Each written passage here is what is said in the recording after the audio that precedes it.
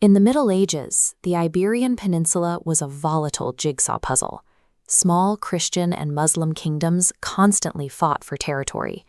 When Portugal's king died without an heir in 1383, massive Castile moved to absorb the Portuguese territory and create a single megastate.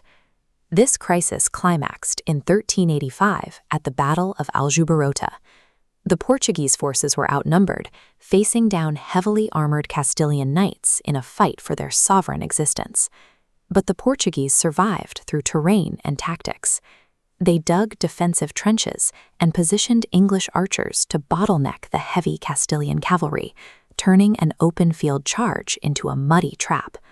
The Castilian army was crushed.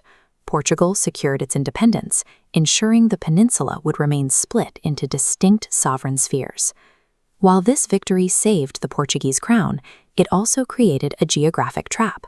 Completely blockaded by a hostile Castile to the east, Portugal now had only one direction left to go to survive: the vast, unknown waters of the Atlantic Ocean. To lead this pivot toward the sea, the Portuguese state turned to Prince Henry the Navigator. Henry established a dedicated exploratory hub at Sagres. He brought together mathematicians, mapmakers, and shipbuilders, giving them one mandate: figure out how to survive deep-sea navigation. This Portolan chart shows the result of that research. By mastering intersecting rum lines, mariners could precisely navigate trade routes.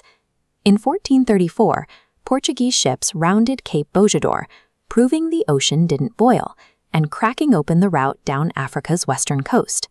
But these voyages carried staggering costs. To underwrite their expansion, Portugal initiated a brutal economic engine: the transatlantic slave trade. Hemmed in by Castilian hostility, Portugal built its entire state apparatus around the Atlantic.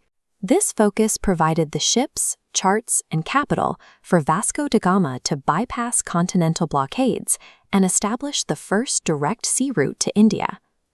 While Portugal was mapping the oceans, the rest of the peninsula was still fighting itself. Castile and Aragon spent decades bogged down in violent internal rivalries. That internal chaos began to end in 1469 with the marriage of Ferdinand and Isabella. They used their union to forcefully unify these factions and lay the foundation for modern Spain. To build this new state, they had to consolidate land and resources. They systematically co-opted wealthy medieval military orders, absorbing their vast estates and revenue directly into the crown. This historical engraving depicts a Plaza Mayor auto de fe, a highly organized public tribunal. Ferdinand and Isabella established the Spanish Inquisition to strictly enforce cultural and religious uniformity across their newly merged populations. With their interior controlled, they looked to their final geographic vulnerability: the Kingdom of Navarre. Spain had to overcome its formidable stone defenses to establish a secure, defensible border against France at the Pyrenees. Ferdinand weaponized religion to justify the invasion. He secured specific papal bulls that branded Navarre's leaders as enemies of the Church, providing him with legal cover to absorb the territory. Spain spent the same century that Portugal used to map the oceans, turning its own landmass into a unified, militarized, and culturally homogenized fortress. By the late 15th century, a fully secure Spain looked westward. They realized isolated Portugal was monopolizing the lucrative trade routes flowing out of Africa. Free from domestic wars, Ferdinand and Isabella pivoted their massive military outward to compete directly. To bypass Portugal's grip on the southern sea routes, Spain made the ultimate gamble. They sponsored an ambitious navigator named Christopher Columbus to sail straight into the blank space of the Western Ocean. The global age of discovery grew out of this local competition for survival.